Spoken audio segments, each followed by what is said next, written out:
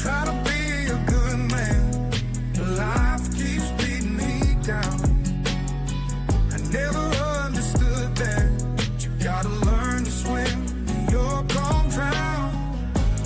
People think I'm riding high, but I feel so low. I try to be a good man, but life keeps beating me down.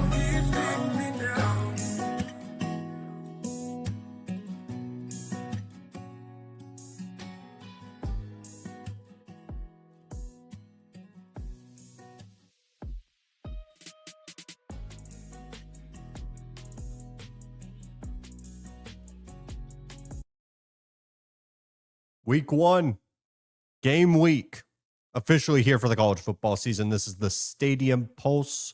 My name is Tegan Randolph, your host for today, powered by Kretschmann Media. It's only college football around here. And no better way to kick off the college football season than talking about some X factors, talking about some of the biggest questions, biggest players, biggest differentiators between the two programs that are going to be matching up either on Saturday, Friday, Sunday, or Monday. It's one of the weirder times of college football where not everyone is just going to be pressure cooked into those beautiful Saturday afternoons. We have games Thursday, Nebraska versus Cincinnati. We'll talk a little bit about Cincinnati later when we're talking about coaches in the hot seats, and they may start off on a rough spot. We'll also talk a little bit about week 1 as a whole, predictions and everything that's set for Thursday. If you want to hear my opinion on how I think the game is going to go, Thursday is when you want to tune in. If you want to hear a preview and kind of what I think the game could potentially look like and what is going to potentially be what sways my opinion, the question is today. The answer is for Thursday. We're also going to talk a little bit about week 0. We have some overreactions potentially. Do I think that they're overreactions? Do I think that they're underreacting? We'll talk about that. I don't even know if underreacting is a word. People will grammar correct me all the time. It's okay. We are live here in the beautiful state of Texas, and I cannot express to you enough how excited I am just to get to Friday. If you did not know, my name is Tegan Randolph. I've said it once, I'll say it again. But the reason why I repeat myself is because I'm going to be going to Baylor versus Auburn in Waco, Texas. There's plenty of documentaries about Waco if you don't know where that is or anything about the city outside of the fact that it hosts the Baylor Bears. There's plenty of history with that town. With that in mind, I will also be posting a vlog. So if that is something that is of interest to you, go check it out. If you just care about the game recaps, come back to this channel. We're only talking college football around here. What is the biggest X factor for Texas and Ohio State? The biggest game of the weekend. You could argue LSU Clemson. I'm not really going to push back against that, but I think it's safe to say majority would say it's Ohio State versus Texas. And when I say X factor, what do I mean? I'm talking about either a matchup, a question that I think if you tell me the result, I think I know how that answer or the question that was answered. This is what I mean. The best example is, how is Texas going to run the football versus Ohio State? And how is Ohio State going to be able to run the football against Texas? I don't want to hear anything about Julian Sayin. I don't want to hear anything about Arch Manning. Tell me how they ran the football. And that's going to give me a good enough indicator on how this game turned out, who won this football game, because truthfully, I'm really worried for Ohio State running the football against this Texas defensive line. I think that's fair to say that a team, though Texas has replaced 2 interior defensive linemen, they've been able to recreate the guys of like the Byron Murphys, the Devondre Sweats of the world. Sure, they're not as high level, but they are one of the most difficult teams to run the football against. And you have an Ohio State offense that has a new offensive coordinator who is more lenient to the wide receivers, clearly because he's a wide receivers coach, with Ryan Day, who is going to be overseeing the offense. He's a guy that leans towards the wide receivers. How is a guy like Peoples at running back going to be able to run the football with Julian Sayin, who needs a running game, especially in a spot like this? Because Julian Sayin could easily be a quarterback that doesn't need a running attack. He can throw for 500 passing yards. He's one of the more talented quarterbacks in the country. I think a lot of people kind of forget that, but The dude was right up there with like DJ Lagway coming out of high school recruiting for what that's worth.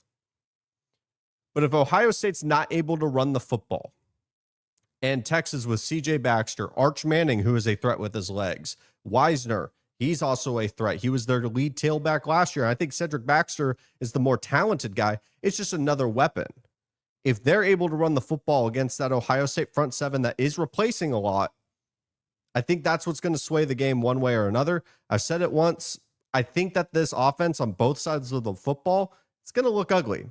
I don't expect clean football to be played in the shoe. Big noon kickoff. Dave Portnoy apparently not allowed to go to the stadium, or according to Ross Bjork, he is. Let's talk about the Friday night matchup.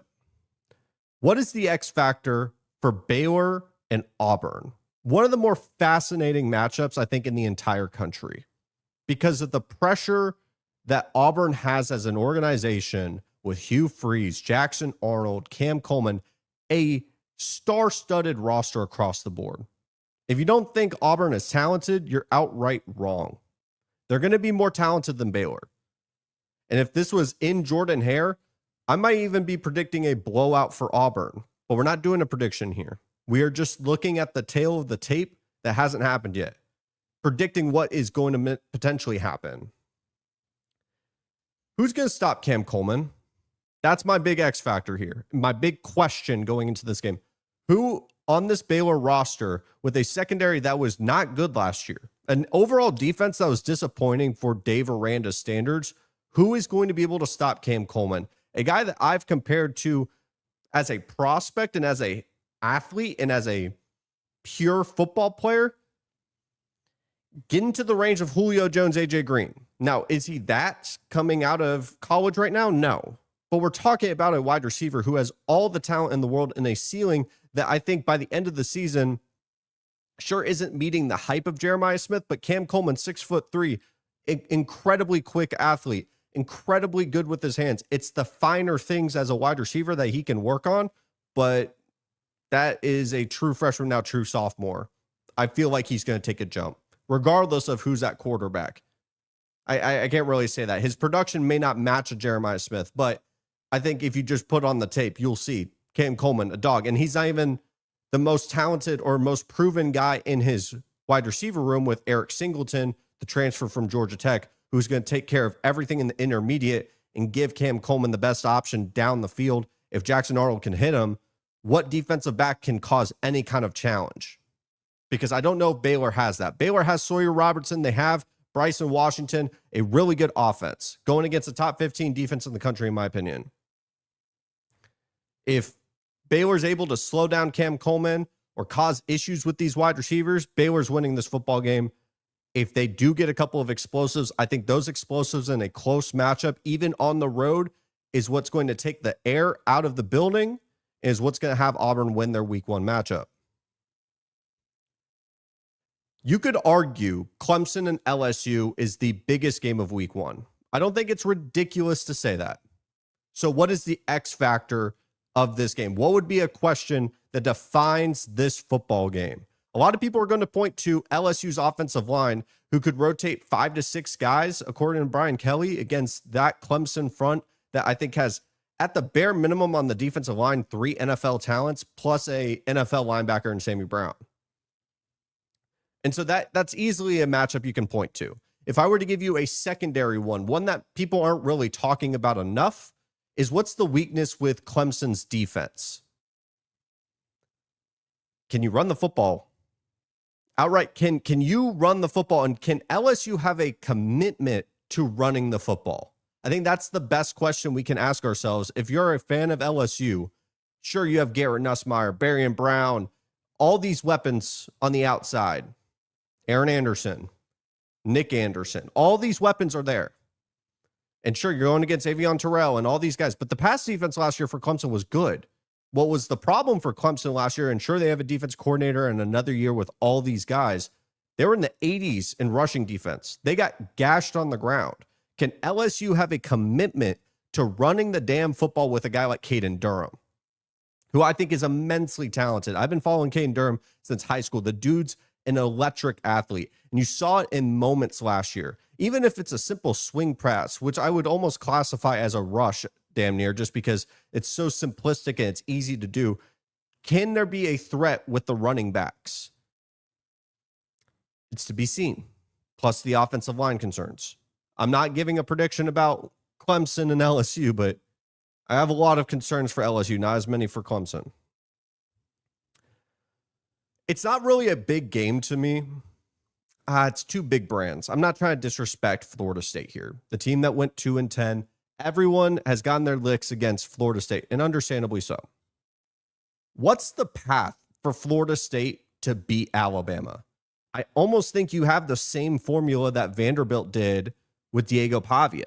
Can you control the football and limit the amount of times that Ryan Williams, Horton, Hale, Ty Simpson see that football field?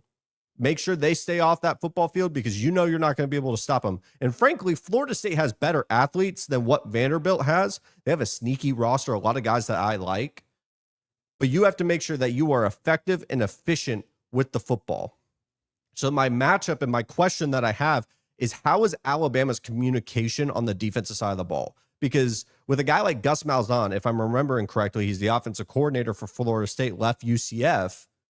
He's a very creative guy in terms of moving his quarterback, running some options. How is the defensive side of the ball for Alabama going to communicate and get better than what we saw last year? Because what we saw last year, you run into an issue like Vanderbilt, plus they're on the road again. Now, I'm not predicting that this is going to happen, but this is going to be a key matchup for Bama's defense if they're not able to communicate, because that's the big thing with option plays. Are you able to hand off your responsibility to the next layer?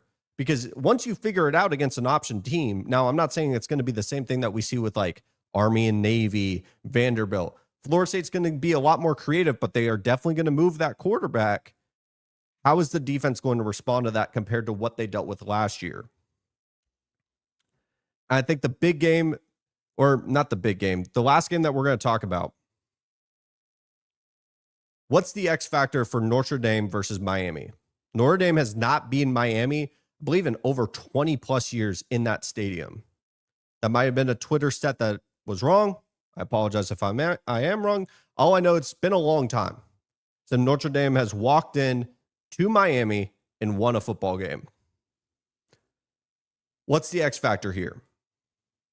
CJ Carr, how are you going to look against those defensive backs? Can you create explosives through the air? Because you weren't able to do that last year. I'm not saying CJ Carr, you specifically. Riley Leonard was not a quarterback that was pushing the ball downfield. It was grinding for whatever first down you could get.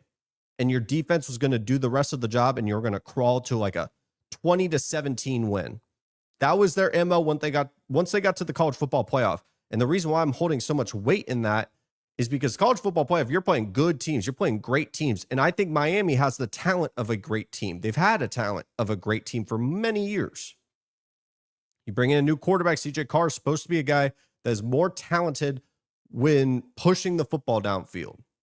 And they have some weapons out there. I love Jaden Greathouse.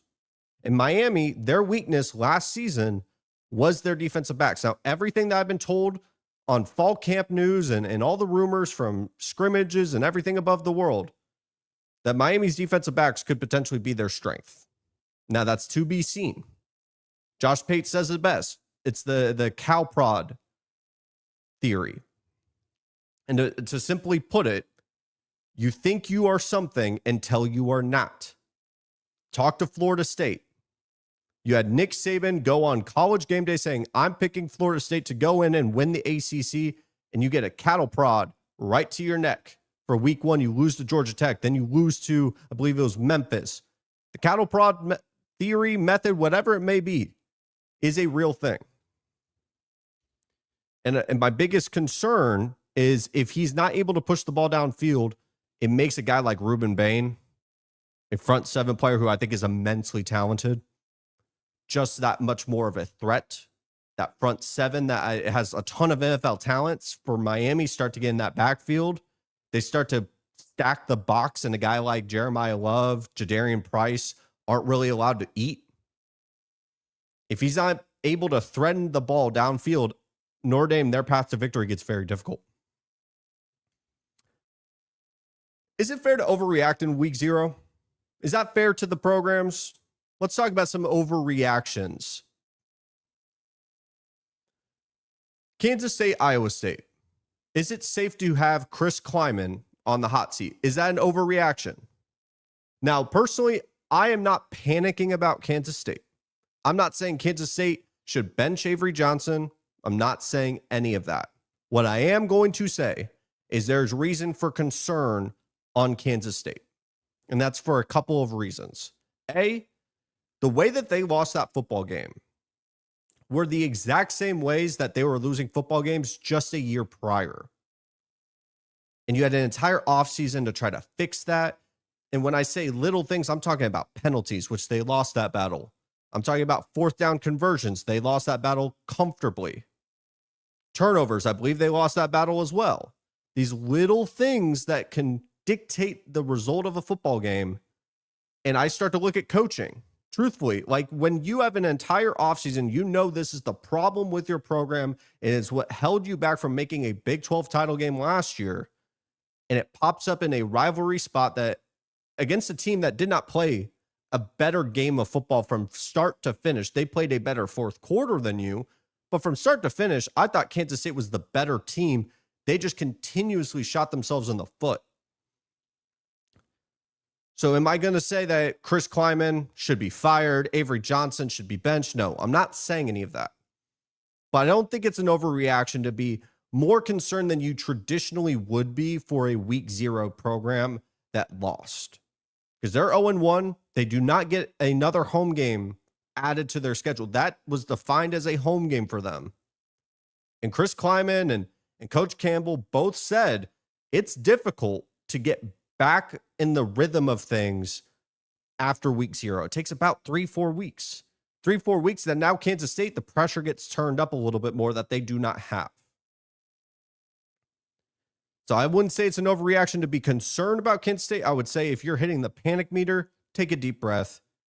The season can still turn out to be great for Kansas State because their front 7 is still good. Dylan Edwards can come back. They have a lot of talent on this roster. But in the Big 12, where the margins are so thin, reason to be concerned that they're just the same Kansas State team that we saw last year. UNLV. Should you be worried about UNLV? Maybe. Dan Mullen. Oh, good old Danny boy. It's not a good look. Idaho State, for people that do not follow FCS football, they don't watch it, they don't care. To each their own. I'm a sicko for football. I'll watch anything that's football related. Idaho State's a middle of the pack FCS program. They're not a powerhouse. They're not like North Dakota State versus Colorado, where we were potentially picking North Dakota State to win that football game because they were the best shot that the FCS could bring. No, this is UNLV that was projected to win by 30 plus points. Sure, they had 2 quarterbacks, but you were going to out-talent them by far, even if you were a transfer portal class. What concerns me is the offense, sure, was fine to put up points, but UNLV's defense couldn't stop a cold, couldn't stop anything. I mean, blown coverage after blown coverage, just time and time again, UNLV just gave up explosives to a program that they should be beating down on. It should be a tune-up game. And if that's your first impression as your UNLV head coach, knowing the narrative around Dan Mullen and how he doesn't take the small things serious, he doesn't take recruiting that serious, what he did with Florida after he left Florida. I mean, I can't speak to all the details that I know about what he left Florida in that state, but you see how long it's been taking them to rebuild them with Billy Napier. And when you're that unprepared on the defensive side of the ball, sure, Dan Mullen's an offensive coach, but man, I would just burn that tape. Because what was that? What are you going to learn from that? Just play your assignment, and they were blowing their assignment time and time again. I don't think it's an overreaction to be concerned. Sure, UNLV could bounce back, but in that Mountain West, you're really just praying that Boise State falls off, and that's just not going to happen because their coach is damn good. That's your first impression as Dan Mullen? for UNLV specifically, because my expectations were already pretty low, but I was kind of intrigued by all the talent from this roster that was just plucked from like the 2022 class. They all had like former 5-star named to them. It's disappointing to say the least. Lastly, I don't think it's an overreaction to be extremely concerned about Stanford. Stanford's in a bad spot. Stanford's in a very, very bad spot as a program, as an institution. How are you supposed to sell this program outside of, oh, Andrew Luck is the general manager? That's cool. Frank Reich, the head coach, he's going to be there for 1 year. He's not going to be here in 2026, 2027. No, 1 season. What am I supposed to do with that? At least with Bill Belichick, he didn't outright say that he's not going to coach in 2026. I don't think he's going to coach longer than maybe a year, year and a half. But he has a succession plan. He has something you can sell. What's the selling point for Stanford outside of a damn good education? Did you know they just scored a rushing touchdown for the first time since 2023? They haven't had a running back go over 500 rushing yards in years. It's been the quarterback that's been leading the team in rushing. This is one of the craziest rebuilding jobs that I've seen in a long time, to a point where I rarely listen out the idea of dropping a Power 4 program to the group of 5. Unless you're like in a situation with the Pac-12 where it just died and you had Oregon State and Washington State basically left to the wayside of saying, what do we do? But Stanford's not a quality program in terms of a football program that should be playing in the Power 4. In the ACC, doesn't make sense that California teams in the Atlantic Coast Conference. I'm worried about Stanford because this is the identity was running the football, real ground and pound, classic football from Stanford, and that identity has withered away year in and year out. And sure, you can bring in familiar faces, but losing to Hawaii on the road in that fashion that you did, and you look at the schedule, and you start to look at their travel schedule paired with that, knowing that they're not going to be favored in any game, more than likely. They weren't favored against Hawaii. Who are they going to be favored against? Doesn't seem out of the realm of possibility that Stanford ends up being 0-12. Like I said at the intro, this is the Stadium Pulse. We only do college football around here, but Kretschmann Media does more than just college football. I recommend, if you're going to go look at this channel after you're done with the show, after leaving a like, after leaving a comment about your thoughts, because that's what's going to drive this show. After all of that, I recommend go checking out the other channels. The CEO Sports Show does fantastic work. They broaden the perspective a little bit more on sports. The Mic Drop does fantastic stuff. If you like NFL content and a bunch of other things, go check those out because it's the same level of effort, same level of love, care, and respect for you, the viewer, and your time to go check out those channels. I appreciate it. But of course, if you love college football, you found the right spot. I'm not sitting here going to talk about Shiloh Sanders, Shador Sanders. I'm not going to talk about contract disputes in the NFL. I'm only going to talk about college football around here. And as unfortunate as it is, and as big of a topic as it is in college football, hot seats do need to be discussed. Now, I'm not going to sit here wishing that a man loses his job. That's just not what I want to do. But I can talk about the pressure and project what is the expectations for these guys. I have 5 coaches that I think are the most under pressure or their job is on the line when we get to the offseason. Some of these guys, it might be mid-season that his job could be in jeopardy if he does not win X game. I think of Sam Pittman. Arkansas is a program that I think as an institution, not just as a football program, as an institution is trying to get some life into it, some juice. Sam Pittman is an Arkansas head coach through and through. If you were to say, hey, ChatGPT, give me an Arkansas Razorbacks head coach and tell me what they are like, it's going to be Sam Pittman. But sometimes, as perfect of a marriage as it might be, just sometimes it may not be the right one. It may not be the right time. On paper, it should work with Sam Pittman. He's a guy that wants to run the damn football. He wants big old offensive linemen. He fits the persona that is going to be Arkansas football. But if it's stale and it's not working, you can't keep banging your head against the door. I honestly think if it wasn't such a perfect match on paper, they would have let him go a long time. But they're throwing everything that they can. They brought in Bobby Petrino. They've given him some transfer money, but it feels like this is the last year. But for honestly, they may go knocking on John Gruden's door. He is definitely a candidate that, as unfortunate as it is, I think if they start off slow, I believe they play Notre Dame. Notre Dame may travel to Arkansas, if I remember correctly. Either vice versa. That's still going to be a tough matchup regardless. You have Texas coming into town, I believe. Or no, you have to go to Texas. You have A&M coming into your program, into your stadium for the first time in over a decade after how many times A&M beat them in Jerry's World. They have a very difficult schedule, a top 10 schedule, I believe, in strength of difficulty in the entire country by most metrics. Hugh Freeze is another head coach that I think is going to be fighting for his job this season. Not in the middle of the season. I don't think they're going to let someone go in the middle of the season, barring any like controversy. And with Hugh Freeze, it's out of the realm of possibility. Baylor is going to be a tough one, but I think Oklahoma, Texas A&M, Georgia, there's going to be a lot of opportunities to revitalize the hope within this program because the hope is high. The expectations are growing with every single day that we get closer to the start of the season, which is this Friday. Hugh has gotten a lot of rope to work with. 2 seasons, I believe, both 5 and 7. Last year was not that inspiring because of how bad the quarterback was, how many turnovers it was, but you can live off the analytics that told you you were a good football team when you did not turn the football over. And turnovers are volatile. You could talk yourself into Auburn being a really good team this year, but they have to do it. And what is a really good team? 8-4?